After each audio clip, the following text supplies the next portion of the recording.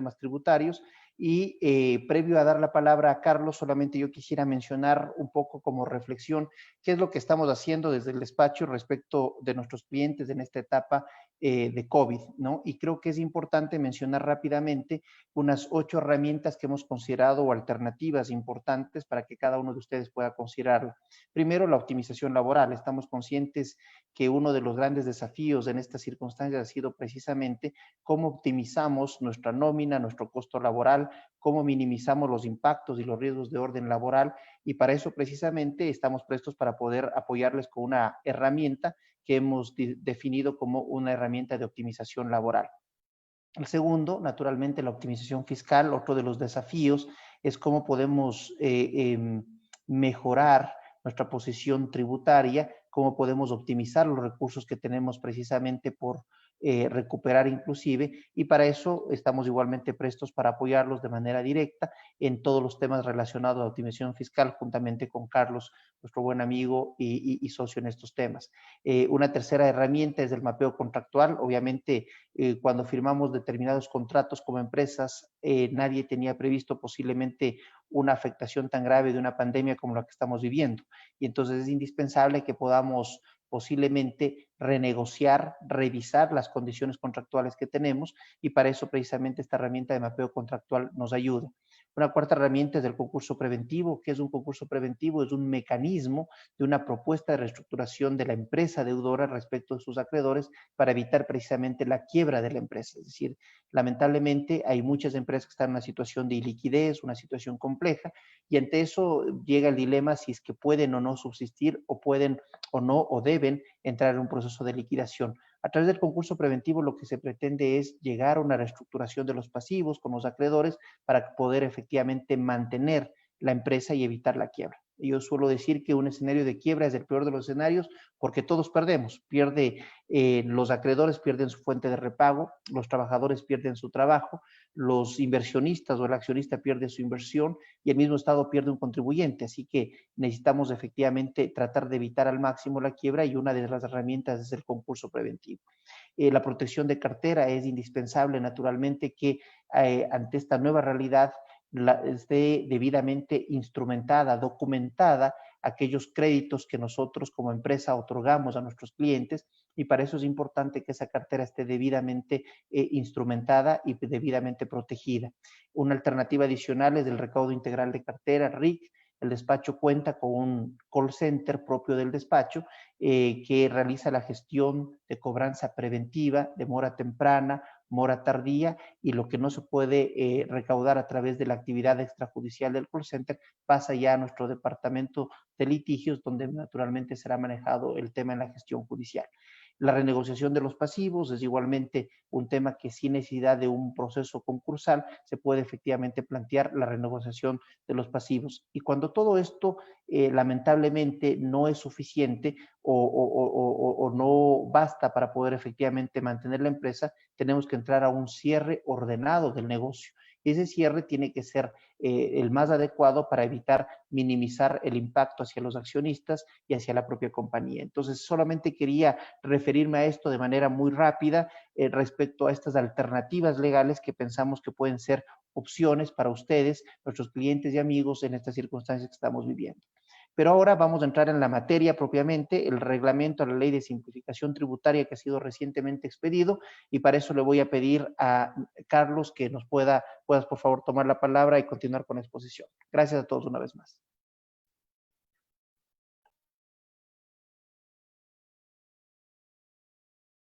Ahí estamos, ya. Muchas gracias. Gracias, Miguelito. Gracias a todos los asistentes en esta fría tarde. Ya estamos entrando al invierno, parece, de lleno, pero tenemos que seguir adelante. Como les decía, les damos la bienvenida en este esfuerzo que hemos hecho junto a Puente y Asociados para tener esta visión respecto de este reglamento tan esperado a la ley de simplificación tributaria, ¿no? Ustedes, como conocen, la ley se publicó en diciembre del 2019 y, de acuerdo con nuestra Constitución, máximo en 90 días tenía que estar listo el reglamento. lastimosamente por estas situaciones de pandemia y otros cambios que han ocurrido, pues demoró este reglamento tan esperado, como digo, y recién el 4 de agosto de este año es que se ha publicado, ¿no es cierto? Entonces, con este reglamento del 4 de agosto vienen algunas novedades respecto del tratamiento tributario. Y esas es las que vamos a ver en la tarde de hoy. Tenemos bastante material, sin embargo, para no cansarles a ustedes, pues vamos a tratar de hacer esta presentación lo más ágil posible, más o menos que tenga una duración de 1 hora la exposición, si es posible un poquito menos, y luego más bien dar paso a algunas preguntas, inquietudes que pudieran haber quedado. Entonces, en ese sentido, paso inmediatamente sobre los temas de acuerdo al índice que ya vimos en la diapositiva anterior. La abogada Giovanna Puente nos está ayudando ahí también generosamente con la presentación. Así es que, bueno, gracias doctora Giovanna también por ayudarme y yo le iré indicando conforme vamos pasando. El primer punto que es importante tratar es este cambio de concepción que trae la ley de simplificación y ahora el reglamento para la designación de agentes de retención de impuestos. Con las reglas anteriores, hasta antes de este reglamento, diría yo, agente de retención básicamente era una sociedad obligatoriamente por el hecho de llevar contabilidad y una persona natural por el hecho de llevar contabilidad y automáticamente era agente de retención de impuesto a la renta y en ciertos casos específicos un agente de retención del IVA, ¿no es cierto? Entonces, en la agente de retención de impuesto a la renta era básicamente por el hecho de llevar contabilidad. De cajón, todas las sociedades, compañías formales, sociedades de hecho, consorcios, por ser sociedades de acuerdo a la definición del artículo 98 de la Ley de Régimen Tributario Interno, ya tenían esta calidad de agentes de retención de impuesto a la renta y tenían que retener independientemente de a quién le hacían la retención, sea contribuyente especial, sea contribuyente normal. En lo que era impuesto a la renta era un tratamiento, digamos, totalmente igualitario y básicamente, como insisto, la condición, el llevar contabilidad. Sin embargo, con esta ley de simplificación tributaria y ahora ya con el reglamento, ¿no es cierto?, se cambia la concepción por parte del Servicio de Rentas Internas de los agentes de retención. Entonces, esto viene también de la mano un poco de la creación de este régimen simplificado para microempresarios, ¿no es cierto?, un poquito como recogiendo en teoría, digo en teoría porque ya se complica en cambio en la práctica, pero recogiendo en teoría el clamor de los pequeños contribuyentes, es decir, mire, por el hecho de ser un pequeño negocio, una pequeña sociedad, ya estoy involucrado en ser agente de retención y esto me genera tiempo, me genera esfuerzo. Entonces, un poquito como queriendo desligar a esos pequeños también empresarios, es que el SRI a partir de esta ley de simplificación, ¿no es cierto?, dice, van a ser agentes de retención de entrada los contribuyentes especiales, los que yo directamente designo. Y también yo como Servicio de Rentas Internas soy el que voy a designar a los agentes de retención. Entonces ahora ya no es el parámetro decidor, el decisivo, el llevar o no contabilidad, sino más bien estamos sujetos a la designación que haga el Servicio de Rentas Internas, ¿no es cierto? ¿Qué nos dice el reglamento? Dice que en 30 días hábiles, se entiende, contados desde el 4 de agosto, ya se van a designar a los nuevos agentes de retención, pero que mientras tanto vengamos o sigamos haciendo las retenciones como veníamos haciéndolas en virtud de ser de llevar contabilidad, ¿no es cierto? Entonces, esa es la regla general. Sin embargo, tenemos también unos casos específicos donde aunque no estemos designados como agentes de retención por parte del SRI, sí vamos a tener que asumir esas responsabilidades y son en ciertas operaciones específicas que vamos a ver a continuación. Por favor, doctora Giovanna, ¿no es cierto? Entonces, en lo que ya habíamos conversado, que es el impuesto a la renta, ¿no es cierto? Como les decía, todo contribuyente especial va a ser agente de retención de impuesto a la renta. Y en segundo lugar, los designados directamente por el SRI. Y hay algunas empresas que han comenzado a recibir ya oficios, notificaciones en el buzón del contribuyente indicando la designación como agentes de retención. Sin embargo, como les digo, ahora vamos a tratar de aquellas operaciones o de aquellos pagos o acreditaciones en los cuales, aunque no recibamos esa designación como agentes de retención, sí es necesario hacer la retención. ¿Y en qué operaciones específicas nos convertimos en agentes de retención de impuesto a la renta? Pues en pagos y reembolsos al exterior, cuando se paguen remuneraciones a trabajadores, en relación de dependencia, obviamente si superan la base establecida en la normativa, y cuando se emitan liquidaciones de compras de bienes y servicios. En esos tres casos, básicamente, ¿no es cierto? Aunque no recibamos la designación como agente de retención, sí se debe realizar la retención de impuesto a la renta. Sigamos, por favor, doctora. En lo que guarda relación con los agentes de retención de IVA, el principio es similar. ¿Quiénes son agentes de retención, no es cierto, de este impuesto al valor agregado? Los contribuyentes calificados como agentes de retención por el SRI o los contribuyentes especiales calificados por el SRI. En segundo lugar, las empresas emisoras de tarjeta de crédito y débito que ya venían siendo, y las empresas de seguros y reaseguros.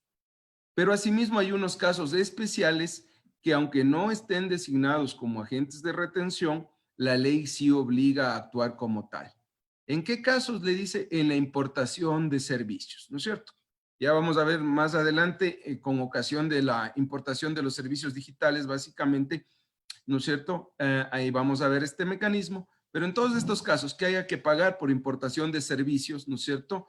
La regla general es que como el importador tiene que hacer la liquidación de compras, tiene que gravar el IVA ecuatoriano, retener el 100% de ese IVA ecuatoriano, depositarlo en las arcas del SRI y luego, si así procede, pues ese IVA se convierte en crédito tributario para el adquirente en el Ecuador. En esos casos, ¿no es cierto? La ley dice, aunque usted no sea agente de retención, pero tiene que actuar como tal, porque caso contrario no se recaudaría el impuesto. El segundo caso, ya dijimos, cuando se emitan liquidaciones de compras de bienes y prestación de servicios. Y el tercer caso, que se debe actuar como agente de retención, aunque no estemos designados, los sujetos pasivos que están obligados a retener sobre el IVA presuntivo, ¿no es cierto? Como por ejemplo en el caso de comercialización de combustibles, donde la empresa distribuidora le retiene a la comercializadora el IVA que va a generar en la venta de combustibles. Sigamos, por favor. ¿Qué de novedades también respecto a este tema trae el reglamento? ¿No es cierto? Dice, el agente de retención, de entrada, el que es designado por el SRI, sí debe llevar contabilidad, pero además tiene que tener, dice, un perfil positivo de cumplimiento tributario y no tener deudas firmes relacionadas con retención de impuestos. ¿No es cierto? Y también dice, la relación de su impuesto a la renta causado y el total de los ingresos no represente una carga tributaria menor respecto a la de su sector económico. Es decir, que esté dentro de un rango medio, ¿no es cierto?, dentro de su actividad económica en el impuesto a la renta. Otro requisito que debe reunir el agente de retención es que no haya sido calificado por la administración tributaria como empresa fantasma o con transacciones existentes. Y claro, el reglamento deja la salvedad de que otros requisitos que la administración tributaria considere. ¿No es cierto? Entonces, ¿qué vamos a recibir? Yo ya les anticipaba un acto administrativo en el cual vamos a recibir esta designación. Normalmente ahorita están notificando todo a través del buzón del contribuyente, así es que hay que estar atentos para ver si continuamos siendo agentes de retención o ya cambiamos. En lo que guarda relación con los contribuyentes especiales,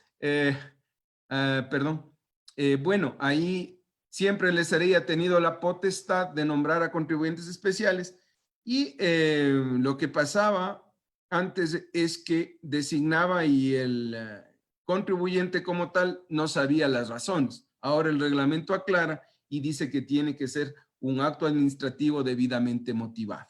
Esperemos que así sea, ¿no es cierto? Porque las cargas también para el contribuyente especial, sobre todo en las fechas de declaración de impuestos que ahora ya han adelantado para el máximo el día 9 del mes siguiente, sí son cargas operativas fuertes.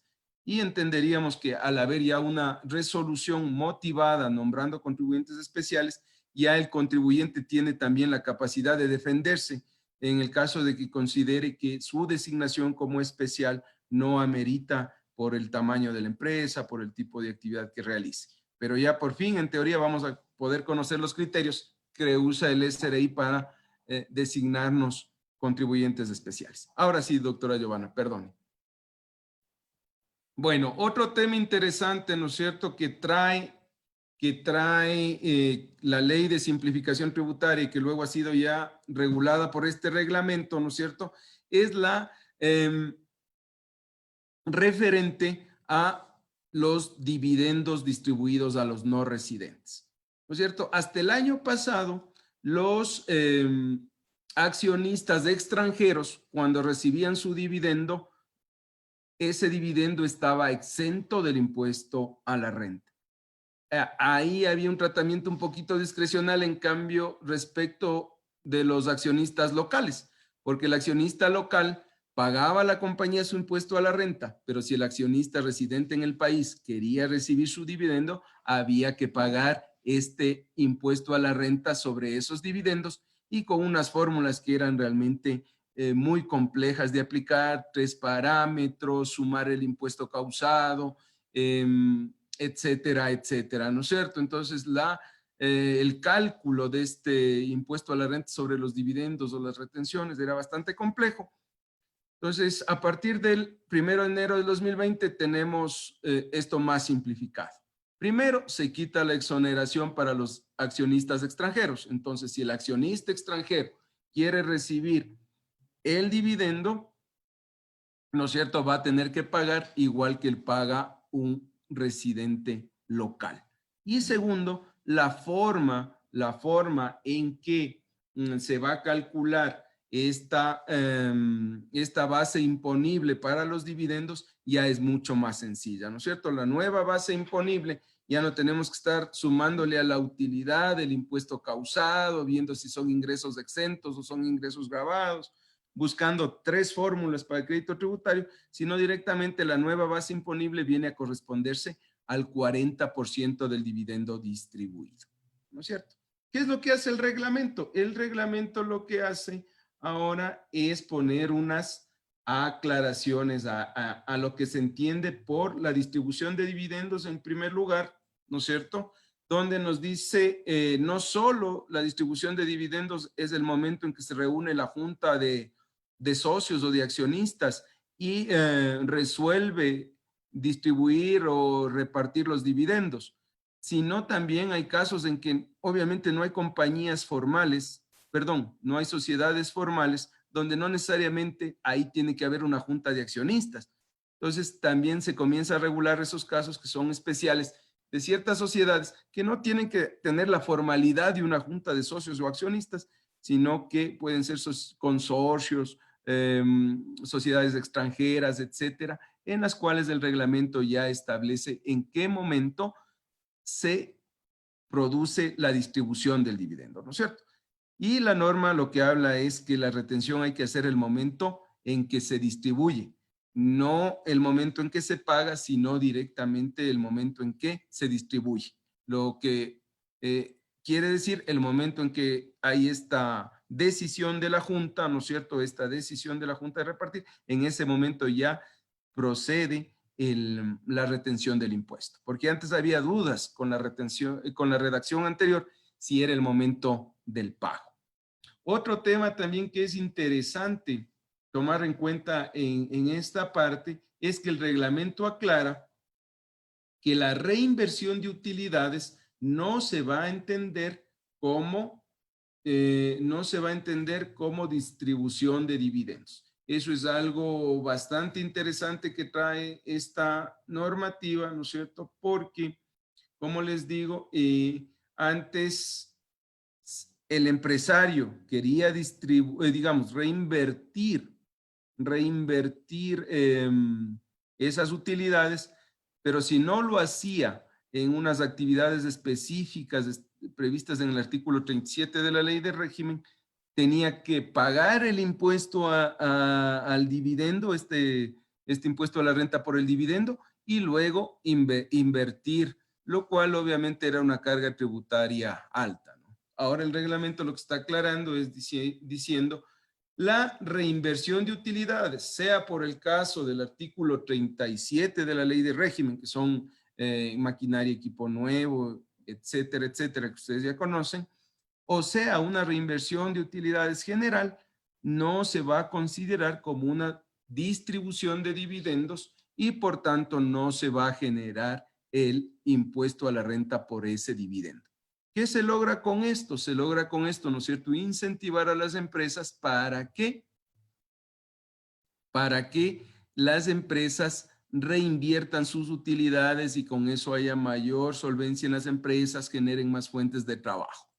Un tema interesante también aquí, uniendo esto con el tema de la ley de apoyo humanitario, ¿no es cierto? Ahí, ¿qué es lo que? Ahí hay una norma que dice que no se distribuirán los dividendos si es que no se paga la jornada completa a los trabajadores que están en jornada reducida justamente por efectos de la pandemia. Pero sería interesante, ¿no es cierto? ¿Qué pasa en cambio? No voy a distribuir el dividendo, pero voy a reinvertir todas las utilidades de la empresa. En ese caso, con la definición que tenemos ahorita de distribución de dividendos, en teoría sí puedo hacer la reinversión de esas utilidades sin necesidad de ponerme al día o de pagar la jornada completa a los trabajadores. Ese es un tema que les dejo ahí un poquito para el análisis, que se podría más adelante en las preguntas de pronto profundizar un poquito más. Por favor, doctora Giovanna. Bueno, en la retención por dividendos ya les había comentado, ¿no es cierto? El mecanismo ahora es mucho más claro, más sencillo. La base imponible es del 40% del dividendo efectivamente distribuido. Ya no hay que estar viendo si parte de ese dividendo tenía ingresos exentos o ingresos grabados, sino simplemente sobre esa base imponible del 40% del dividendo efectivamente distribuido, ¿no es cierto? Se aplica la tarifa del 25%, que es la tarifa normal del impuesto a la renta, pero si ese dividendo va a favor de personas naturales o sociedades no residentes y no se informó la composición societaria hasta llegar a la última línea de los beneficiarios efectivos de esos dividendos, la tarifa sube al 35%, ¿no es cierto? Entonces, en la práctica nos han facilitado, y eso hay que reconocer, bastante este cálculo de la retención por dividendos, el pago de impuesto a la renta en definitiva por los dividendos. Sigamos, por favor, doctora Giovanna. Vamos a tocar este régimen de los microempresarios que surgió como una buena idea para ayudarnos, porque de la mano esto de los microempresarios o este régimen específico para los microempresarios se creó también un poquito de la mano con esta ley de emprendimientos, de innovaciones, ¿no es cierto?, como para ayudar a los emprendedores. Ustedes ya conocen los temas generales, ¿no es cierto? Aquí la idea es que aquellos microempresarios, es decir, que tienen hasta 9 trabajadores en relación de dependencia y un monto de ingresos brutos anuales de hasta $300,000, pueden permanecer en este régimen de manera temporal hasta por un máximo de 5 años, ¿no es cierto? Y pagando una tarifa de impuesto a la renta del 2% sobre su ingreso bruto, ¿cierto? Entonces puede parecer atractivo este régimen especial del pago del impuesto a la renta para microempresarios, ¿no es cierto? Donde vienen un poquito ya los temas complejos es en el proceso para inclusión y exclusión de oficio por parte del SRI, y eso es lo que hemos estado viviendo en estos días anteriores, ¿no es cierto? El SRI hace un catastro, a los 2 o 3 días cambió el catastro o lo reformó el catastro, y entonces, claro, ahí vienen las preguntas: ¿qué catastro vale? ¿El anterior, el actual? Tomando en cuenta que la norma dice que en el mes de septiembre ese catastro tiene que quedarse ahí y que quedará fijo, ¿no? Pero bueno, avancemos con las diapositivas. Las sociedades, dice, el SRI incluirá de oficio a las sociedades que se acojan a este régimen, y las personas naturales quienes cumplan con las condiciones al momento de la inscripción se acogerán a este régimen. ¿Quiénes están excluidos? ¿No es cierto? Están excluidos los contribuyentes que pertenecen al RICE, al régimen impositivo simplificado ecuatoriano, que ese tiene un tope de $60,000 de ingresos al año en actividades muy puntuales y específicas, ¿no es cierto? Y ese va por categorías, que va creciendo de acuerdo a la categoría y al volumen de ingreso. Ese también fue una buena idea, pero en la práctica, lastimosamente, debido a la regulación exhaustiva, más bien creo que es un dolor de cabeza para el SRI el poder controlar este RICE. Pero bueno, quedémonos ahí por el momento.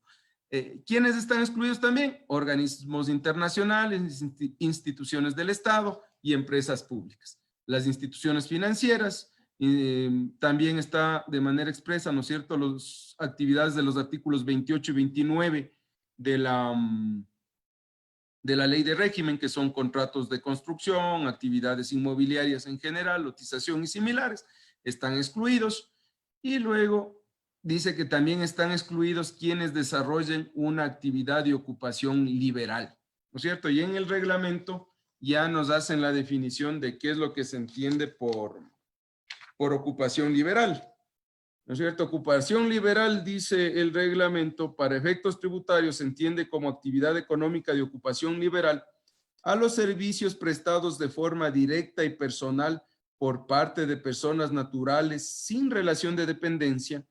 Incluye exclusivamente a los profesionales, comisionistas, agentes, representantes, artistas y artesanos calificados por los organismos públicos competentes.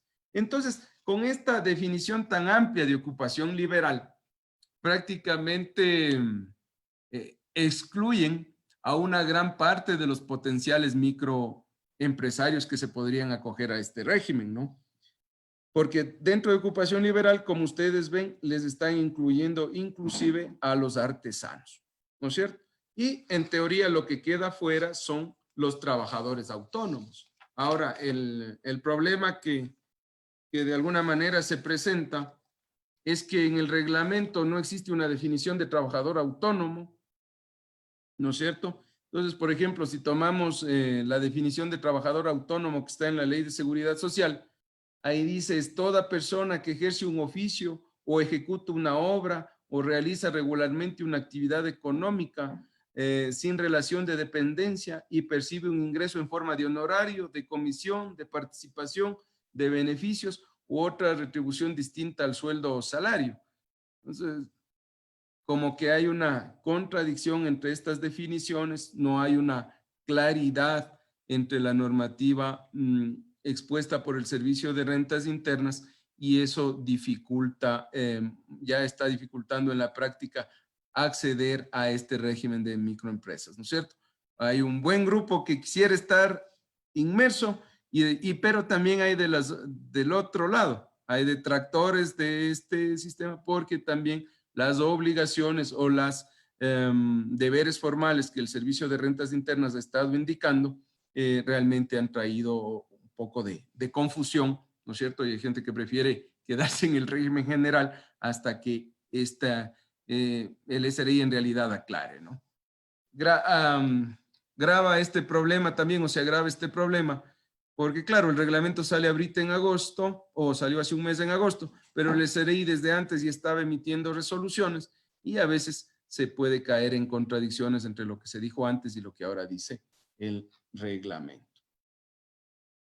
Sigamos, por favor, doctora Giovanna. ¿Cierto? De manera sucinta, ¿no es cierto? ¿Cuáles son los impuestos considerados en el régimen? El impuesto a la renta, ¿no es cierto? Que ya decíamos del 2% de las ventas.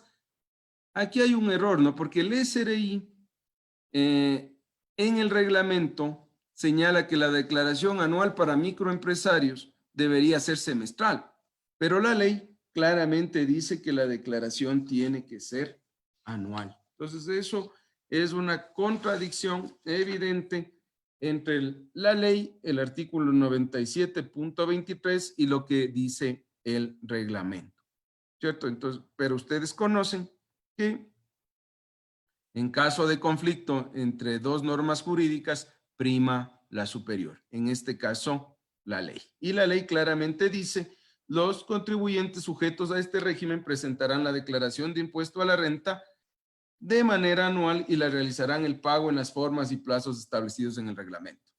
Pero el hecho de que en el reglamento diga que la declaración es semestral, no quiere decir que esto sea correcto, sino que hay que estar al mandato de la ley, que claramente habla de esta declaración anual, ¿no es cierto? 2% de las ventas del semestre menos las retenciones efectuadas sujetos al régimen. Aquí dice, se declara, en la diapositiva dice, se declarará conjuntamente con el IVA, pero eso es lo que dice el reglamento. Si vamos a la ley, por eso le ponía mayúsculas y decía ley, tiene que declararse anualmente, tal como la norma superior lo indica, ¿no es cierto? ¿Qué también hay es importante en este régimen de microempresarios, ¿no es cierto? A pesar de que excluyen, por ejemplo, a los profesionales, pero eso no quita que el profesional declare y pague el impuesto a la renta con las tarifas generales normales, digamos así, pero también puede tener una actividad específica como microempresario y en esa actividad específica como microempresario va a pagar esta tarifa especial del 2% sobre el ingreso bruto. En lo que refiere a los otros impuestos, la declaración semestral del IVA y del ICE, esas sí son cada 6 meses, ¿no es cierto? En el mes de julio y en el mes de enero del año siguiente. ¿Qué tienen de obligaciones estos microempresarios? Emitir comprobantes de venta, tienen que tener, ¿no es cierto?, unos comprobantes de venta con una leyenda que diga que son sujetos al régimen de microempresa. Por ejemplo, eso, cuando el SRI varía los catastros, lastimosamente hay gente que ya hizo eso, se obtuvo o imprimió con esta leyenda de microempresas y ahora en teoría a los 2, a los 3 días son sacados o ya no constan en el nuevo catastro. ¿Qué pasa con ellos? Son cosas que ya tiene que ir regulando el SRI. Llevar contabilidad también tienen que llevar, pero obviamente en los casos en los que corresponda, ¿no es cierto? Recuerden que llevar contabilidad no es únicamente por el volumen de ingresos, también puede ser por el volumen de activos o por o de gastos del ejercicio. Tienen que presentar las declaraciones en la forma que hemos dicho, anual para el impuesto a la renta y semestral en los otros impuestos, y presentar anexos cuando corresponda. Obviamente los demás deberes formales señalados en el Código Tributario, comparecer al SRI, presentar información cuando le solicite, etc. Sigamos, por favor, doctora. Gracias. Bueno, este es un tema que ha sido reformado bastante en el reglamento, ¿no es cierto?, sobre este impuesto a la renta única para la actividad bananera, ¿no es cierto? Esto con la ley de simplificación tributaria se amplió, ¿no es cierto?, este régimen especial, igual con un impuesto bajo respecto de las ventas brutas, pero en la ley de simplificación y ahora en el reglamento sigue esta línea de ampliar no solo para los productores, ¿no? Acá se aclaran también ya casos un poquito más complejos. ¿Qué pasa con el productor que es exportador? ¿Qué pasa con la asociación que recibe, ¿no es cierto?, la producción de varios y es la que vende o es la que exporta? Todos estos temas, ¿no es cierto?, el en el reglamento ya están desarrollados con mayor minuciosidad. La regla general es que en producción y venta local, ¿no es cierto?, producida o no por el mismo sujeto pasivo, la tarifa es del 2% de la facturación, que no puede ser menor al precio mínimo de sustentación multiplicado por la venta de cajas por semana, ¿no es cierto? Pero esta tarifa puede el presidente de la República modificarla hasta un piso de 1.25 y el tope del 2%. Pero puede reducirse esta tarifa al 1% en el caso de microproductores o actores de la economía popular y solidaria, ¿no es cierto?, que no lleguen a los $600,000 en sus ventas. Ahí puede llegar al 1% esta tarifa de impuesto a la renta, o si el productor o el agricultor obtiene este certificado de cumplimiento de buenas prácticas agrícolas. Ahí baja la tarifa al 1%. En lo que refiere a la exportación, producido o no por el mismo sujeto pasivo, la tarifa es del 3% de la facturación, restando el precio mínimo de sustentación o el precio de compra pagado por el exportador si fuese mayor este precio mínimo de sustentación. Luego también, ¿qué es lo que nos traen? ¿Qué es lo que nos trae también el reglamento? ¿No es cierto? Tenemos estas tarifas progresivas de acuerdo al número de cajas que se produzcan por semana, ¿no es cierto? Entonces, en la tabla ustedes tienen el número de cajas por semana, la tarifa general y la tarifa preferencial cuando se tiene este certificado de cumplimiento de buenas prácticas agrícolas. Sigamos, por favor, doctora. Ya adelantábamos un poquito la tarifa del 1% para la asociación en los esquemas de venta asociativos. Cuando existen partes relacionadas, ahí hay que tener cuidado, ¿no es cierto? La norma dice se sumará la totalidad de cajas semanales vendidas y así se identificará la tarifa aplicable, ¿no es cierto? El exportador tributará por cada segmento según la tabla para producción local y solo sobre el diferencial respecto de la exportación, ¿no es cierto? Entonces esto es un poquito como para que en venta local hay una tarifa un poco más baja que cuando se dedica a la exportación. Que pone también el reglamento que se califican como agentes de retención a todos quienes realicen compra de bananos a productores locales y el porcentaje de retención es el equivalente a la tarifa que corresponde por el número de cajas semanales, ¿no es cierto? De esa manera se logra de alguna manera controlar la recaudación del impuesto a los productores. Los compradores de banano realizarán la liquidación del impuesto mensual o mediante la retención, y eso lo que busca es justamente, ¿no es cierto?, que generar algo de liquidez también para este sector. Sigamos, por favor.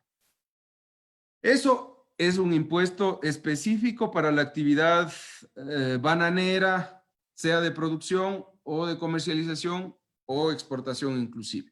Pero también la ley de simplificación tributaria ya en diciembre creó este impuesto a la renta único también para el sector agropecuario, ¿no es cierto? Siempre se ha dicho que el Ecuador tiene esta tradición agrícola y que hay que regresar los ojos al campo y más ahora en estas épocas de crisis. Entonces, ¿quiénes pueden aplicar a este sector? Este es un régimen simplificado voluntario, ¿no es cierto? Aquí es un régimen voluntario, a diferencia de los microempresarios que el SRI te coloca en el catastro o te saca del catastro. Aquí es un régimen de impuesto único, pero voluntario, ¿no es cierto?, para estas actividades agropecuarias. ¿Quiénes pueden formar parte? Personas naturales, sociedades y asociaciones. Aquí no hay límites en cuanto al volumen de ventas, no hay límites en cuanto al volumen de ingresos al año. Entonces aquí pueden estar microproductores como las grandes empresas. Lo importante es que se dediquen efectivamente a estas actividades agropecuarias de origen agrícola, avícola, pecuario, cunícola y carnes en estado natural, ¿no es cierto? Y para esto en el reglamento ya tenemos unas definiciones de qué se entiende por actividad agrícola. El reglamento está poniendo esas definiciones, a mi modo de ver, de manera ejemplificativa, Por ejemplo, ahí no se menciona al sector floricultor. Sin embargo, ¿no es cierto? Hay pronunciamientos oficiales del Ministerio de Agricultura indicando que la actividad florícola sí forma parte de la agricultura. Y en un concepto general, eso es verdad, pues toda la producción que viene del suelo se entiende que es agrícola, ¿no es cierto? Entonces, tenemos este régimen especial y ustedes tienen ahí, pueden ver quiénes están excluidos: el sector forestal, ¿no es cierto?, el sector bananero y obviamente los que no apliquen dentro de estas definiciones de la normativa. ¿Qué tarifas se aplican? Tenemos en la pantalla, ¿no es cierto? Es una tabla progresiva conforme van creciendo los ingresos, ¿no es cierto? De 0 a 20,000 en productores y venta local no se paga nada, de 20,000 a 300,000 el 1%, y a continuación ya viene un impuesto por la fracción básica y un porcentaje por el excedente. En los exportadores, la tabla comienza, ¿no es cierto?, 0 a 300,000, el 1,30%, 1,3%, perdón, de tarifa de impuesto, y va creciendo hasta llegar al 2%. Entonces, en venta local de este régimen agropecuario, el tope es del 1,8% y en exportación es del 2%, con lo cual se quiere incentivar, ¿no es cierto?, la actividad agropecuaria. Claro, hay casos en donde puede ser que aunque hayas vendido, pero tienes pérdidas efectivamente, igual te toca pagar el 2% sobre la venta bruta sin considerar los gastos. Entonces eso también puede ser perjudicial. Pero en este caso a la final es un régimen agropecuario o voluntario, perdón, que si bien hay que tener un tiempo de permanencia, pero uno puede tomar la opción de entrar o no antes de eso. Obviamente hay que hacer las proyecciones, los cálculos correspondientes. Sigamos, por favor. Entonces, como les comentaba ya, esto es voluntario, se debe permanecer al menos 2 ejercicios fiscales adicionales, ¿no es cierto? Por eso les decía, antes de entrar a esto es preferible hacer los cálculos, ver las proyecciones. Hay casos que han dicho mejor no entro porque sé que voy a tener pérdidas, sé que no va a ser fácil. ¿Para qué pagar? Así sea el 2%, pero si estoy perdiendo, prefiero quedarme en el régimen general, porque ahí puedo demostrar que tengo pérdidas y más bien no pagar nada. ¿No es cierto? ¿Qué más nos dice el reglamento? Solo se aplicará la retención cuando el producto agropecuario sea vendido a un agente de retención, y también el reglamento señala que en el caso de planificaciones tributarias agresivas, ¿no es cierto?, se podrá excluir del régimen, ¿no es cierto? Se pueden dar casos de empresas que se creen para la parte agrícola, ¿no es cierto?, y luego vendan ya verdaderas industrias, pero ahí se podría hacer una especie hasta de precios de transferencia locales, ¿no es cierto? Produzco, vendo, solo pago el 2% y luego la otra empresa que se genere unos costos y gastos y que ya no pague. Ahí habría alguna variedad y se podrían presentar algunos esquemas de planificación agresiva, que eso es lo que el reglamento está queriendo obviar. Sigamos, por favor, doctora. Bueno, en esta diapositiva lo que tenemos es un paneo rápido de ciertas regulaciones que trae el reglamento sobre deducciones adicionales que se crearon en la Ley de Simplificación Tributaria y que el reglamento las está regulando de manera más específica, ¿no es cierto? Como ustedes conocen, en las deducciones adicionales, lo que tenemos es que, aparte de colocarle dentro de la contabilidad como una deducción normal, en la conciliación tributaria, adicionalmente, nuevamente restamos esos valores, ¿no es cierto? Entonces, ¿qué trae un poco el reglamento? La deducción adicional del 50% por patrocinio artístico y cultural, ¿no es cierto? La deducción adicional del 50% por seguros de crédito contratados para la exportación, ¿no es cierto? Como un beneficio, como un incentivo para quienes exporten. Les dicen, mira, sí, Para que tú exportes, tienes que gastarte en un seguro para que la exportación llegue hacia afuera. Y si tienes algún problema, no pierdas esa mercadería que exportaste. Entonces, la forma de, entre comillas, ayudar la ley, lo que dice es, no solo puedes deducirte el valor que pagaste por el crédito, sino un 50% adicional. Eso como un incentivo para que pagues menos impuestos y mantengas tu ritmo o incrementes tu ritmo de exportaciones. En el tema del patrocinio artístico y cultural, así como el patrocinio deportivo, bueno, ahí ya son un poquito el incentivo, ¿no es cierto?, a las actividades artísticas, culturales y también en el tema deportivo. Que es interesante, ¿no es cierto?, que en la ley de simplificación y en el reglamento se introduce un concepto nuevo que no es exactamente promoción y publicidad, sino es este concepto nuevo del patrocinio, ¿no es cierto?, donde le patrocinas a un artista, le patrocinas a un deportista, no necesariamente él te preste el servicio de publicidad, pero tú le estás ayudando para que él prospere, para que él salga adelante, ¿no es cierto?, para que llegue a buen éxito toda su actividad artística o deportiva, y eso permite también tener la deducibilidad de impuestos. Más adelante tenemos una diapositiva sobre esto también y avanzaremos. Aquí un temita que, bueno, de una vez lo topemos, la deducibilidad de la totalidad de provisiones por desahucios y pensiones jubilares actuarialmente formuladas, ¿no es cierto?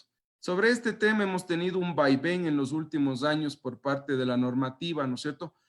La regla tradicional siempre fue que las provisiones por desahucio sean deducibles, igual que las pensiones jubilares, cumpliendo el requisito de que sean actualmente formuladas y también de que correspondan a trabajadoras con más de 10 años o 10 o más años prestando servicios a la empresa.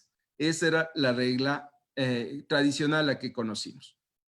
Con la adopción de los impuestos diferidos y otras reformas y también un poquito como que el SRI veía que esto era una fuente de pronto para una planificación tributaria agresiva, para una elusión fiscal, lo que se cambió fue directamente que ya no era deducible las provisiones, sino el pago efectivamente realizado. Pero esto también causaba inconvenientes, ¿no es cierto? Porque desde el punto de vista financiero, desde el punto de vista contable, desde el punto de vista laboral, es necesario ir generando esas provisiones para cuidar al recurso humano, al talento humano de las empresas. Entonces se cambia en esta ley de simplificación tributaria, pero se advierte que el cambio va a ser para el año 2021. ¿Qué es lo que vamos a aplicar para el año 2021? Van a ser las provisiones nuevamente deducibles de impuesto a la renta, pero traen un requisito que es un poco complejo de cumplir, ¿no es cierto? Y dice que esas provisiones, para que sean deducibles, esos fondos de las provisiones tienen que ser entregados a empresas que se dediquen a administrar estos fondos, estas pensiones, empresas previstas por la ley, ¿no es cierto? Antes de esa provisión se quedaba en la misma empresa y obviamente la empresa, aunque contablemente la reflejaba como tal, pero los recursos en la práctica podrían utilizarse en la misma empresa para una u otra actividad. Ahora lo que trae la ley que se va a aplicar a partir del 2021, más bien es vuelve la provisión, como digo, a ser deducible, pero los fondos en teoría tienen que ir a estas empresas administradoras justamente de fondos. Con lo cual, realmente creo que ahí tienen que pensarlo 2 y 3 veces las empresas si es que quieren hacer estas provisiones, porque no solo es el entregar los fondos a una tercera empresa, sino seguramente esta empresa también cobrará honorarios por administrar esos fondos. ¿No es cierto? ¿Qué trae de bueno también este reglamento? Deducibilidad para donaciones efectuadas para las carreras de la ciencia de la educación, ¿no es cierto? Si alguien quiere donar para carreras relacionadas con la educación, pues hasta el 1% lo puede hacer de acuerdo a la normativa vigente y eso es deducible de su declaración de impuesto a la renta. Avancemos, por favor, doctor. Aquí en esta diapositiva tenemos un poquito más explicado, ¿no es cierto? Son muy similares estas deducciones adicionales de deporte, de arte y cultura y de educación.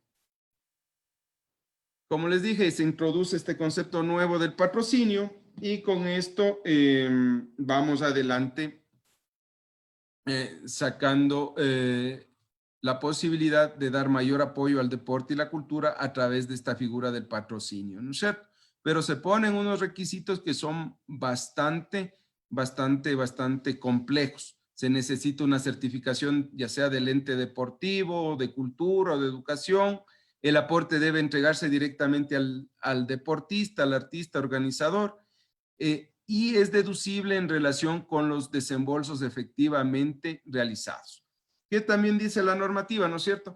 Que se comprobará que efectivamente ese patrocinio que se ha dado deportivo o cultural sea utilizado por el beneficiario en las actividades que correspondan. Y eso ahí le ponen la carga al donante o al patrocinador. Porque claro, uno entrega o puede entregar los fondos, pero ya el destino específico, ¿no es cierto? Ya se vuelve un poco complejo de controlar. Sería, yo te patrocino, pero tienes que rendirme cuentas exhaustivas de en qué vas a ocupar eso, porque si no lo haces bien, puede convertirte esto en un gasto no deducible. Y ahí no solo el egreso por el dinero, sino también el mayor pago de impuesto a la renta. Sigamos, por favor, doctora Giovanna. ¿Qué nos trae también de novedad? Bueno, en el tema de los gastos personales, ¿no es cierto?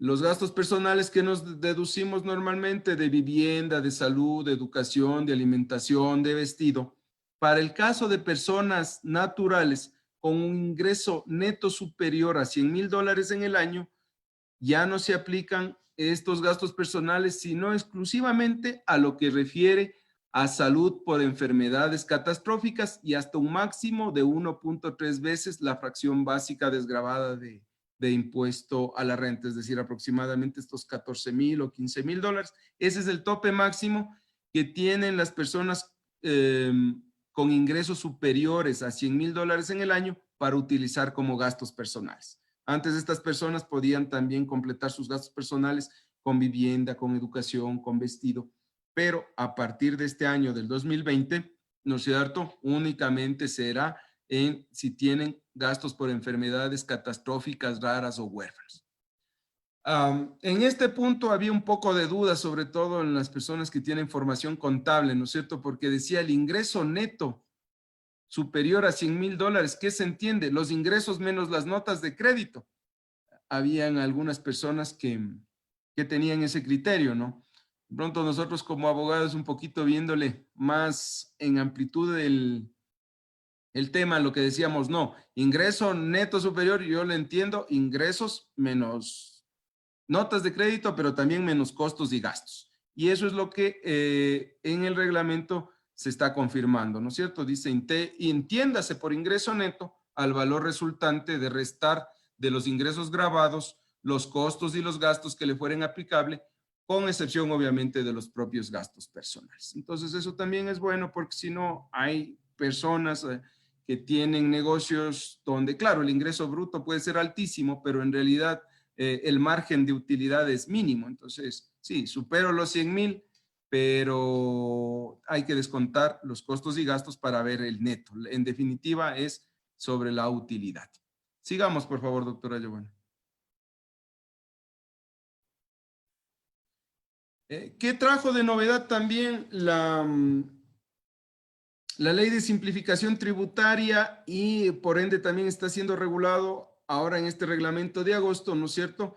Las exoneraciones del artículo 9.1 de la ley de régimen tributario interno relacionadas con estos sectores priorizados, ¿no es cierto?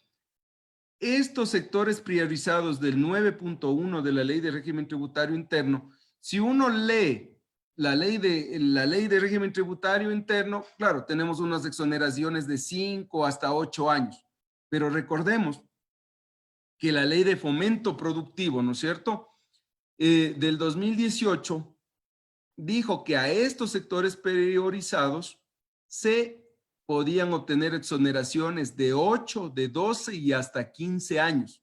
Y tenían una vigencia hasta justamente este mes de agosto del 2020, pero que el presidente de la República podía prorrogar ese beneficio por 2 años más. Y eso efectivamente ha ocurrido, y entonces todos estos sectores priorizados que están en el 9.1 pueden acceder a exoneraciones de impuesto a la renta si son inversiones nuevas, si incrementan obviamente el número de trabajadores, pueden acceder a estas exoneraciones que son bastante interesantes, ¿no es cierto? Porque son plazos amplios, 8 años si es en Quito y Guayaquil, 12 años fuera de esos sitios, 15 años en actividades específicas. Entonces, el 9.1 de la Ley de Régimen Tributario Interno es muy importante.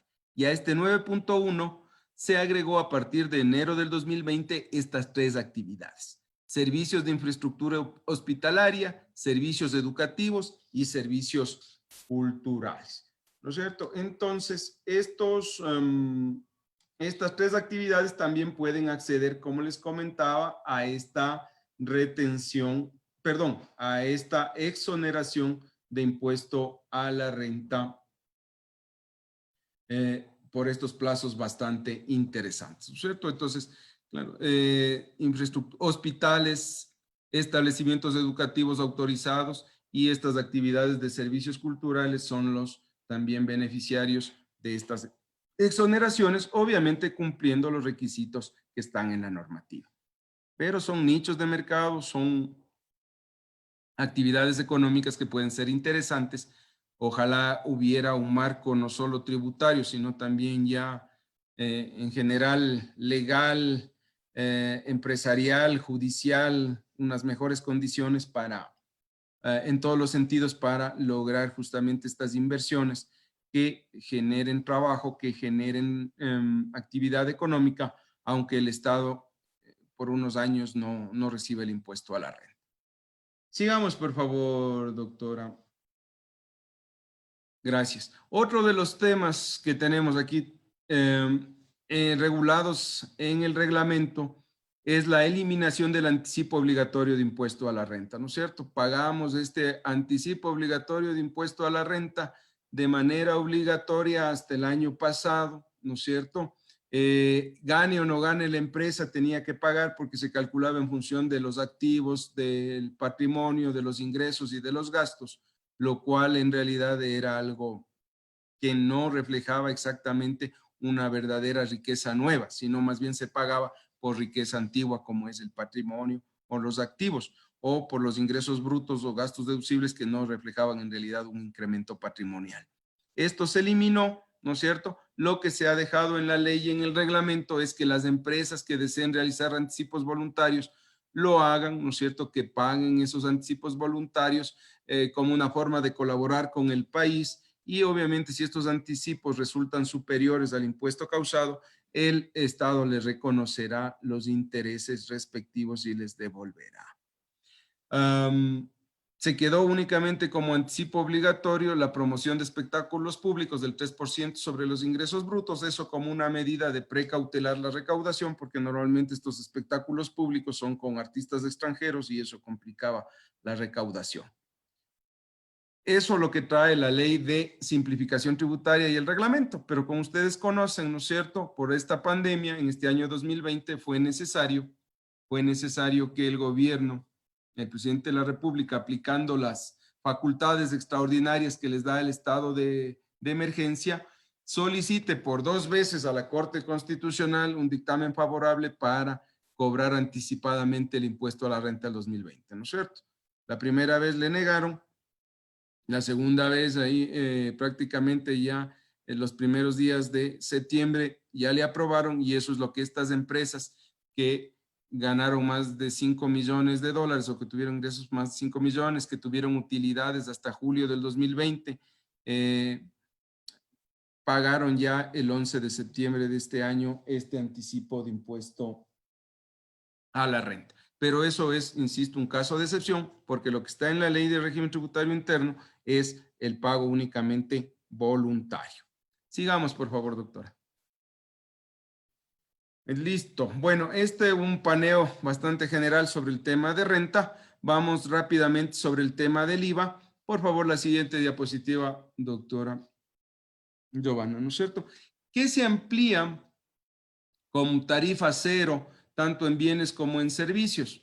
Se amplía un poquito en lo relacionado con bienes, se amplía para tractores de llantas de hasta 300 HP, antes estaba solo 200, ahora están 300, es decir, de mayor capacidad, tiras reactivas para medición de glucosa, marcapasos, bombas de insulina. Un tema que sí fue muy importante en la ley de simplificación fue que se aclaró que la venta de flores, follaje y ramas cortadas en estado fresco, tinturadas y preservadas tienen tarifa cero, porque eso hasta el año pasado había que grabar la tarifa 12% de IVA. Esto ayudó bastante, sobre todo al sector florícola, ¿no es cierto? El tema del papel periódico volvió a estar con tarifa cero, embarcaciones, maquinaria, equipos de navegación y materiales al sector pesquero artesanal. En lo que refiere a los servicios, más bien se incluyó este gravamen a los servicios, a los servicios digitales, que ya vamos a hablar del IVA, 12% a los servicios digitales, pero dentro de estos servicios digitales se puso tarifa cero al suministro de dominios en las páginas web, ¿no es cierto? Al uso de servidores para almacenar información, ¿no es cierto? Y también a este servicio de computación en la nube está grabado con tarifa cero. Y eso es lo que tenemos como exclusión a este IVA a los servicios digitales. Sobre servicios de los artesanos, sí, se aclaró que no eran solo los de la Junta Nacional de Defensa del Artesano, sino también a otro tipo de artesanos que no estén reconocidos por esta Junta, siempre y cuando no superen los límites para llevar contabilidad. Y también se puso tarifa cero a lo que es el servicio de carga eléctrica para vehículos. Para estos vehículos eléctricos que se les ha dado buenas prerrogativas a estos vehículos eléctricos, ¿no es cierto? Los vehículos eléctricos, tarifa cero de IVA, tarifa cero de ICE, tienen ahí esas ventajas y eso vuelve bastante competitivo a estas nuevas formas de energía para movilizarlos. Sigamos, por favor, doctora Giovanna. Un poquito ahorita me voy a referir a los servicios digitales que están también, este es un tema de moda, ¿no es cierto? El gravamen a los servicios digitales, del IVA a servicios digitales,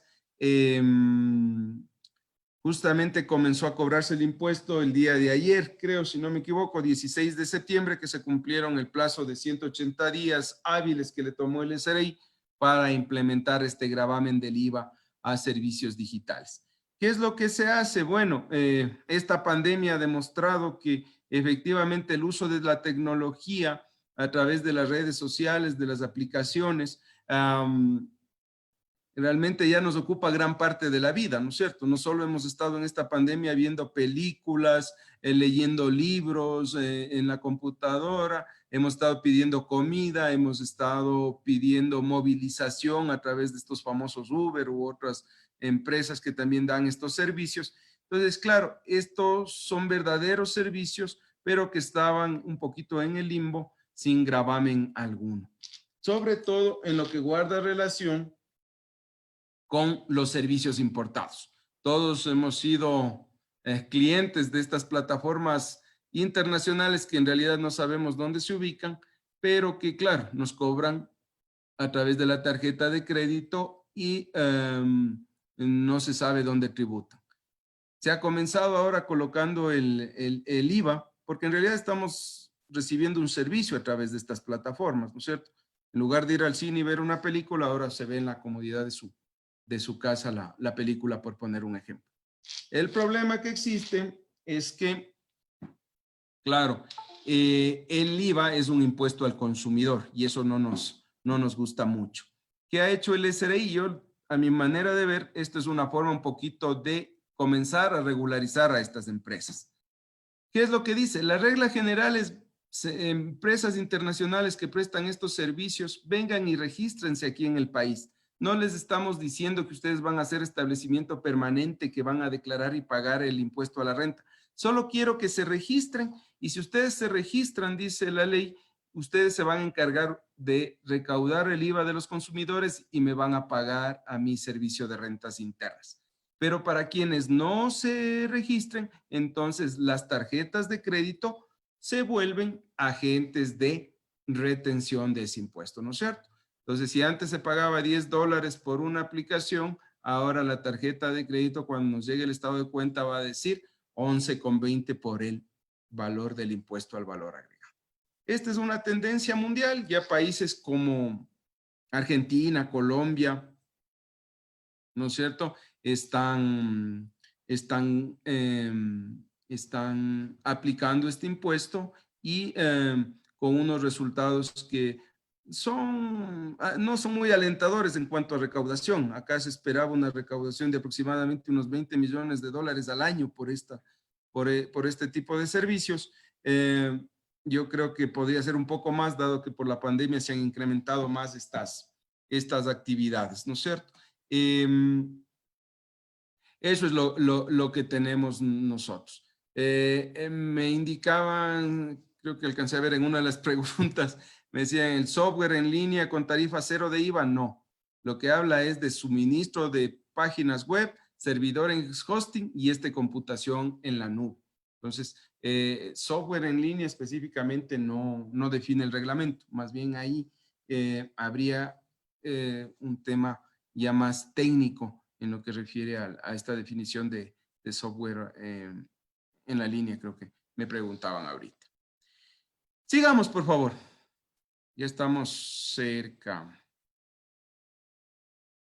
Bueno, ya me adelanté, ¿no es cierto?, en el impuesto al valor agregado, a los servicios digitales, realizar los pagos a plataformas digitales. La tarifa es del 12% y se otorga 180 días para la implementación. ¿Qué es lo que trae el reglamento? Ya unas regulaciones bastante específicas, ¿no es cierto? El SRI ya ha publicado el catastro de estas empresas que prestan servicios digitales, ¿no es cierto? Ya están vigentes, inclusive si ustedes revisan la página web del SRI, hay una hoja Excel con los que prestan servicios digitales grabados y otra hoja donde están los servicios con tarifa cero. Entonces, son temas un poquito técnicos. Sería bueno si pueden revisar esos catastros y ven si su proveedor está en una o en otra de estas hojas que les estoy contando, ¿no es cierto? Les comentaba, por ejemplo, un caso particular. Dice, por ejemplo, si usted recibe, por ejemplo, qué sé yo, pide a domicilio comida y en el comprobante de venta no está discriminado cuánto es el valor de la comida, que sobre eso sí tienen que cobrarnos el IVA, pero no está discriminado el valor del transporte a través de estas plataformas o del servicio a través de estas plataformas, se entenderá que el 10% del total de la factura corresponde a este servicio digital y ahí, si es del caso, se aplicará la retención. Entonces, esto también es como una medida para que estas plataformas desagreguen sus servicios, se acerquen al SRI, se inscriban y ellos se encarguen de recaudar, porque caso contrario lo va a hacer la tarjeta de crédito. Y también si compramos directamente y no utilizamos tarjeta de crédito, son de los casos en los que nos volvemos agentes de retención e igualmente tendríamos que pagar el impuesto. Sigamos, por favor, doctora. Bueno, esto ya me adelanté. Igual sobre los servicios digitales, el 16 de septiembre se cumple la fecha. Existe una definición ejemplificativa de qué son servicios digitales, pero el SRI deja abierta la posibilidad para que se incluyan otros conceptos. Es una lista larga. Ya les indicaba de esto de los catastros trimestrales que el SRI va a estar viendo de los proveedores, ¿no es cierto? Y se incluyen como agentes de retención a las tarjetas de crédito y de débito y otros que define el SRI por resolución. Estos agentes de percepción deben declarar y pagar el IVA mensualmente de acuerdo a lo que establezca el SRI. Y se pone ahí que el estado de cuenta va a ser de la tarjeta de crédito, es un documento autorizado para respaldar la retención en la cuenta. O sea, ese es el comprobante de retención para demostrar que se cumplió con el pago de este impuesto. Sigamos, por favor, doctora. Bueno, aquí ya nos toca lo que guarda relación con el impuesto a los consumos especiales. que esto es un impuesto específico. Hubieron cambios a las bebidas alcohólicas, dando un tratamiento más favorable en lo que refiere a los vehículos de igual manera, y también las regulaciones a lo que tiene que ver el ICE a las fundas plásticas. Sigamos, por favor, doctora. Muy rápidamente, ¿no es cierto? En lo que es las bebidas alcohólicas, antes, hasta el 2019, existía una reducción del 50% de las tarifas para bebidas alcohólicas producidas adquiridos este alcohol a artesanos de la economía popular y solidaria. ¿Qué es lo que se hace ahora a partir del 2020? Más bien, no solo es una reducción del 50%, sino más bien una exoneración total del ICE para todas las bebidas alcohólicas elaboradas localmente, provenientes de la fermentación de productos agropecuarios, ya no solo de caña de azúcar, y que se adquieran a estos artesanos que están conformando o forman parte de la economía popular y solidaria, ¿cierto? Entonces, esto ayuda, ¿no es cierto? Pero igual hay que cumplir unos requisitos. Y es que estas bebidas, ¿no es cierto?, las que se produzcan tengan al menos el 70% de ingredientes nacionales. Sigamos, por favor, doctora.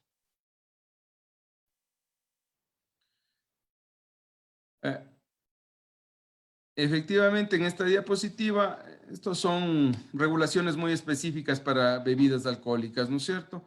¿Qué es lo que tienen que hacer? Como ya les comentaba, comprar productos fermentados, no solo la caña de azúcar, a estos productores de la economía popular solidaria, el 70% de ingredientes nacionales, ¿no es cierto? Y se excluye el agua para el cálculo del porcentaje mínimo. Y hasta el 31 de diciembre de cada año el SRI establecerá este cupo de exoneración mediante resolución. Y esto dice contará con la aprobación del Gabinete Sectorial Económico y Productivo. Sigamos, por favor, doctora.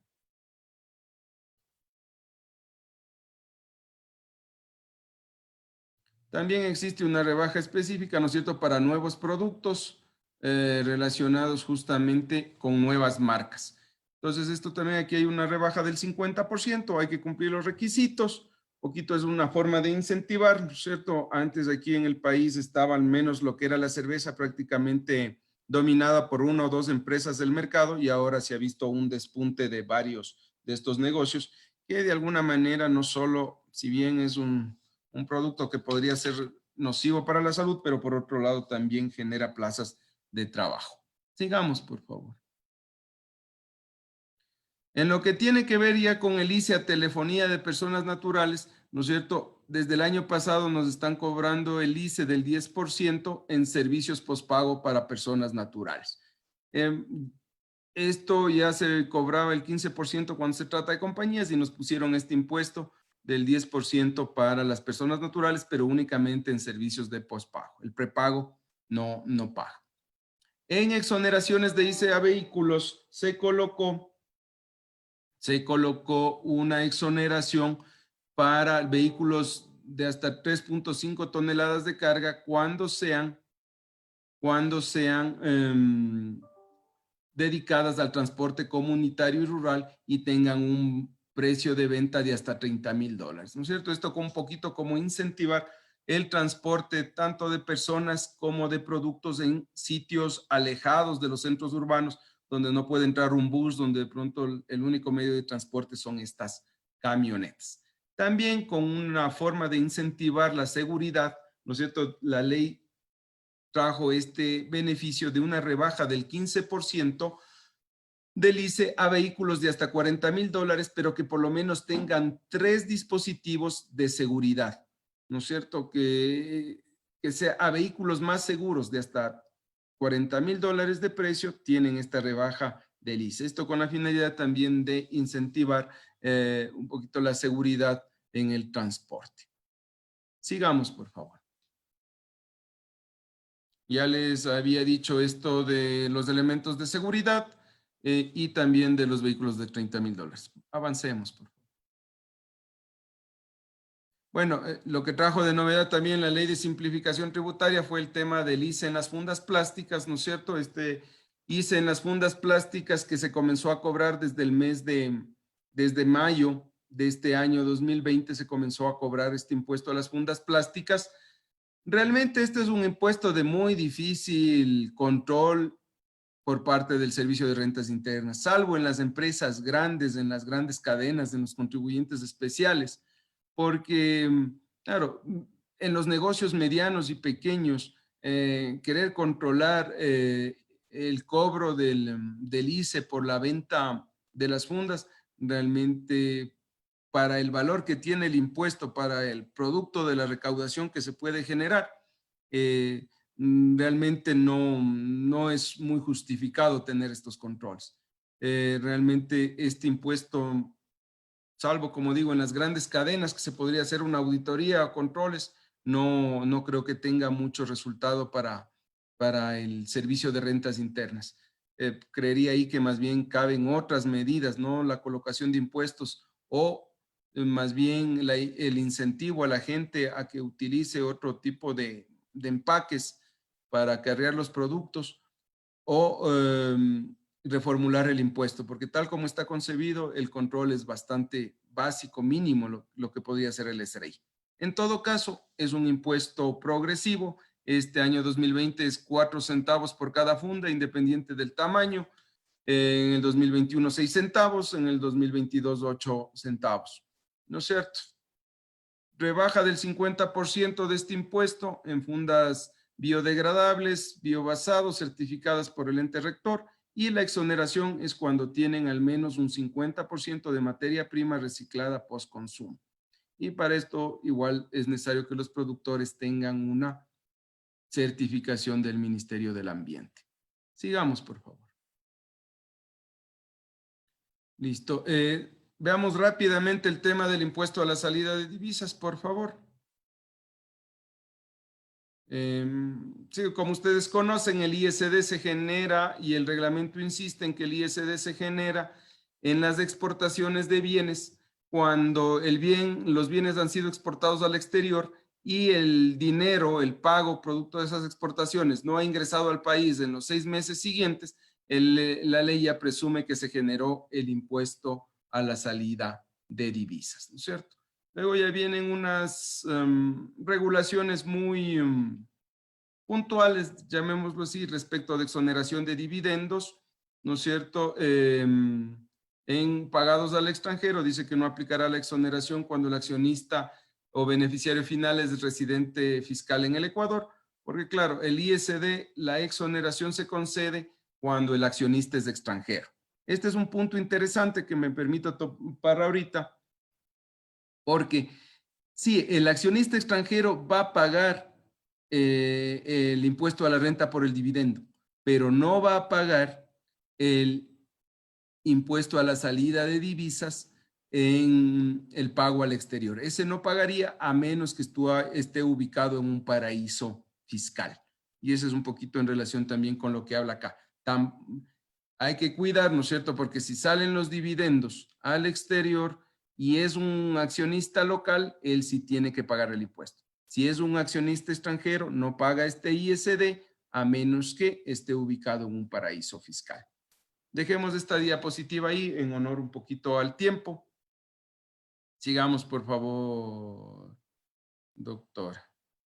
Otros temas reglamentarios. Aquí sí quisiera hablar de un tema que resulta preocupante, ¿no? En el reglamento, el SRI dice que para presentar el reclamo de pago indebido va a ser requisito presentar la declaración sustitutiva primeramente. Pero esto es algo inaplicable, porque si leemos la ley, dice que una sustitutiva sin mayor valor a pagar solo puede ser presentada dentro del año siguiente de la original. Pero en cambio, el Código Tributario nos da 3 años para solicitar el pago indebido o el pago en exceso. Entonces, ¿qué pasaría en un caso donde el código me da 3 años, yo quiero hacer la devolución al segundo año y resulta que el SRI no me va a devolver porque me dice, no, usted tenía que presentar la sustitutiva primero y como la ley solo le da 1 año para la sustitutiva, yo ya no le puedo devolver los impuestos pagados en exceso o indebidamente. Entonces, estos no son unos, son unos 3 o 4 casos, como veíamos en el tema de los microempresarios, donde el reglamento está en contraposición respecto de lo que dice la ley y ahí se tiene que pagar.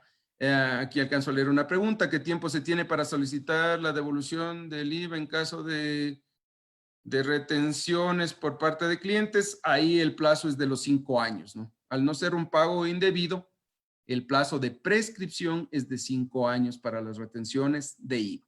Para las retenciones de impuesto a la renta es el plazo previsto normal en el 305 del Código Tributario de los 3 años. Eso. ¿Qué más trae el reglamento? Y con esta ya creo que terminamos. Habla también de, aclara el reglamento que cuando se hagan controles por pagos previos que no han hecho los contribuyentes, ¿no es cierto? Y el SRI exige el pago efectivo de esos registros de pagos previos hechos por los contribuyentes, no se entiende el ejercicio de la facultad determinadora. ¿Esto por qué? ¿No es cierto? Porque hasta hace un tiempo, por ejemplo, en el tema del IVA, uno podía declarar como venta a crédito, declaraba la venta, generaba el IVA y quedaba el impuesto a pagarse el siguiente mes. Pero el SRI, por ejemplo, en esos casos no tenía un control y cuando ya llegaba el siguiente mes, el sistema no le avisaba que quedó un pago por realizarse. Y de pronto lo que ocurría es que la empresa ya no tomaba en cuenta ese IVA que venía arrastrando y que tenía que pagar en el siguiente mes. Y recién ahora el SRI en estos tiempos está haciendo esos controles, ¿no es cierto? Diciendo, vea, usted en el mes del 2015, 2014 ha hecho una venta a crédito y me ha puesto como que me iba a pagar al mes siguiente. Y el mes siguiente ya no me ha pagado, así es que por favor haga la rectificación y pague. Entonces, ¿qué es lo que está diciendo ahorita la norma? Esos controles no implican una auditoría, únicamente lo que implican es una acción de cobro. Y tiene su lógica, porque no es que están revisando las operaciones que generaron esos IVA, sino lo único que están diciendo es, usted dijo que en enero vendió a crédito y que en febrero, en marzo, que venía ahí había el pago, porque de enero hago la declaración en febrero y en marzo, con la declaración que presento en marzo, ahí debía pagar ese IVA de la venta a plazo. Entonces ahora el SRI está diciendo, págueme. Ahí efectivamente no podemos decir ha caducado la facultad determinadora, porque no es que el SRI me está determinando. Ahí lo que está ejercitando es la facultad recaudadora y en ese caso lo que se debería hacer es verificar si se han cumplido o no los plazos de prescripción que trae el Código Tributario respecto de la acción de cobro. No sé si tenemos algo más, doctora Giovanna, pero creo que... Ah, bueno, sí tenemos todavía, ¿no es cierto? Este fue un tema también bastante polémico que se colocó, ¿no es cierto? Que se colocó en este reglamento y a los contribuyentes especiales les pusieron a correr. Gracias a Dios el reglamento no se publicó a finales de julio, porque si se publicaba a finales de julio, ya el 9 de agosto los contribuyentes especiales hubieran estado corriendo con la declaración. Se publicó los primeros días de agosto para dar la oportunidad que los contribuyentes especiales alcancen al 9 de septiembre y a presentar sus declaraciones de impuestos. Esa es la novedad que se trajo en los contribuyentes especiales que quedan con ese plazo bastante cortito, ¿no? Hasta el día 9 del mes siguiente ya para presentar sus declaraciones y pagar. Lo que sería bueno es exigir que en contrapartida a esos contribuyentes especiales también se les atienda de la mejor manera en las oficinas del SRI cuando se necesitan trámites especiales. Y no digo un tratamiento o menor cobro de impuestos, pero el mismo hecho, por ejemplo, ahora de hacer una actualización de un RUC, de poder tener una comparecencia en un reclamo administrativo, así como la administración pone más obligaciones a los contribuyentes especiales, también debería darles mayor apertura para que ellos puedan tener un acceso más directo a asesoría o a implementar ciertas acciones en el SRI. También las instituciones públicas resultaron afectadas porque ahora les pusieron, ¿no es cierto?, como plazo máximo hasta el día 20 de cada mes. Eso, y en lo que es Galápagos, ahí sí se mantiene hasta el día 28 de cada mes, siempre en Galápagos por tema de tecnología, conexiones, se les da este tratamiento beneficioso. Sigamos, por favor, doctora. Bueno, aquí una cosa muy chiquita en cuanto a la contribución de Solca en los créditos, ¿no es cierto? En los préstamos, aparte de los intereses, las instituciones financieras cobran un 0.5 para la contribución de Solca. Y lo que se está regulando aquí es que directamente el SRI le entregue a Solca la mitad al menos de esa recaudación, de este tributo, y que la mitad ingrese a las cuentas del Tesoro Nacional. Esto con la finalidad de darle recursos más rápido a esta institución que ha hecho mucho, que es Solca, y no evitarnos dando la vuelta por el Ministerio de Finanzas. Sigamos, por favor. Bueno, lo de las provisiones ya hablamos. En cuanto a los intereses, nos dice la normativa que es deducible en partes relacionadas, siempre y cuando el monto del interés no sea mayor al 20% de la utilidad antes de participación laboral. ¿Esto por qué? Con la finalidad de restringir un poco las operaciones de crédito entre partes relacionadas, ¿no es cierto? Así como le creo una empresa con $800 de capital, le presto $100,000 para que funcione, y claro, la empresa va a pasarse un buen tiempo pagándome los intereses de esos $100,000 y no va a generar una utilidad y un pago de impuesto. Entonces, ahí es donde entra esta norma que restringe y dice, si son préstamos de partes relacionadas, máximo lo deducible por intereses, el 20% de la utilidad que genere esta empresa. Listo, creo que con esto ya terminamos. No sé si me equivoco, doctora Giovanna. Y ya daríamos paso al... Creo que hay preguntas. Más bien ahí le cedo la palabra. Le agradezco muchísimo, una explicación realmente clarificante para todos los cambios que trajo este reglamento. Sin duda tenemos una serie de preguntas, pero nos remitiremos a aquellas que no se contestaron en el trayecto porque alguno de usted ya lo hizo. Y me permito hacer la primera, por ejemplo. Si una compañía fue incluida en el catastro de mis compresas y se acogió a la declaración semestral, pero es notificado como agente de retención de IVA, ¿qué declaración debe presentar, mensual o semestral? Además, si es mensual, ¿qué pasa con las declaraciones de los meses no declarados? Está en silencio, doctor.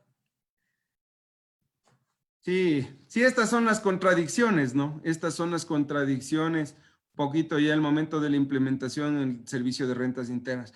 Yo, en estos casos, lo que yo aconsejaría es, si usted tiene los requisitos, las características para ser microempresa, lo que hay que hacer es presentar la solicitud al Servicio de Rentas Internas exponiendo el caso y diciendo que usted cumple lo que dice la ley y que por tanto más bien le excluyan de la calidad de agente de retención. Gracias, doctor. Otra pregunta es, si el empresario decide que sus utilidades pendientes de distribuir se haga un aumento de las reservas facultativas, ¿esto se consideraría distribución de dividendos o no? En este caso sí, porque lo que está en la reserva facultativa es lo que le queda al... a ver, déme un segundito. Se reúne la junta de socios, ¿no es cierto? Y dice, esas utilidades más bien se van a quedar en la empresa. Entonces yo ahí lo que aconsejaría es más bien que se quede en ese momento, más bien no vamos a distribuir las utilidades, porque las facultativas siempre se entiende que es luego de repartir los dividendos o de distribuir una parte de los dividendos, yo genero una reserva facultativa. Yo no les llamaría reserva facultativa, preferible le dejaría ahí como utilidades no distribuidas y no me metería en el lío, porque a la final del día, esas reservas facultativas yo puedo manejarlas, o sea, no son obligatorias, yo puedo manejarlas o utilizarlas de la mejor manera. Pero si yo hago y digo reservas facultativas, desde el punto de vista societario puede generar una confusión. Preferible decir esas utilidades no se distribuyen, se mantienen en la empresa por el momento. Perfecto. Otra pregunta es, las personas naturales que están en el régimen de microempresas pagan el 2% de las ventas. ¿Resta las retenciones y cómo se procede con gastos personales? Los gastos personales también son plenamente aplicables, no tendrían que por qué quitarse respecto del régimen de microempresa. Pero claro, el momento de la liquidación, ahí hay que tomar en cuenta, porque claro, yo declaro el 2%, pero luego de quitar los gastos personales, luego de deducir los gastos personales. Perfecto, doctor. Un tema en el formulario, ¿no? Habría que ver cómo está en el formulario. Un poquito son temas que el SRI va sobre la marcha haciendo los ajustes, ¿no? Y a veces nos toca usar a veces hasta casilleros no específicamente diseñados para una actividad, nos toca utilizar para el efecto. Perfecto, doctor. Muchísimas gracias. Y la última pregunta, en función del tiempo, sería, ¿qué pasa con los contribuyentes que tienen dos actividades? Por ejemplo, servicios profesionales y producción de leche. ¿Se puede excluir del régimen de microempresa? A ver, ahí en el régimen de microempresa, en principio, este es un régimen obligatorio, ¿no es cierto? Lo que la norma más bien dice es que si usted tiene esta doble actividad, declare en el de microempresa con la tarifa, esta plana del 2% y su actividad profesional con el régimen general. Sin embargo, en la práctica, esto se vuelve bastante complejo de manejar en algunos casos, sobre todo cuando son negocios pequeños, ¿no? Que no se tiene la capacidad como para tener esto separado.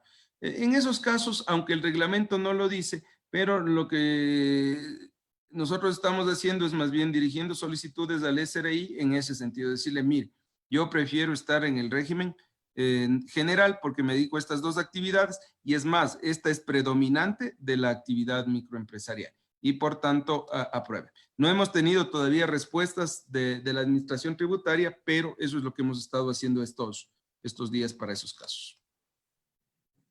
Perfecto, doctor. Muchísimas gracias.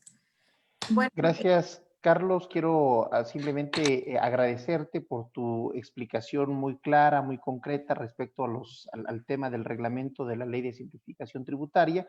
Agradecerles a cada una de las personas que nos han acompañado esta tarde en este webinar. Gracias por su presencia, por su compañía. Cualquier inquietud o comentario que tengan que por cuestiones del tiempo no haya podido atenderse en esta tarde, están en nuestros correo electrónico y WhatsApp para que por favor lo puedan hacer a través de esta vía.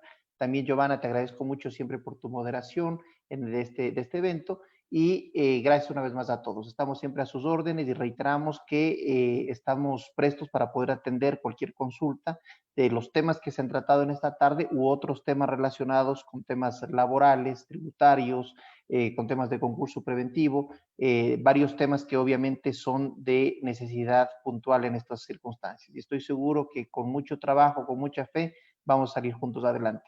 Espero vernos pronto. Un abrazo a todos. muchas gracias. Una buena tarde con todos.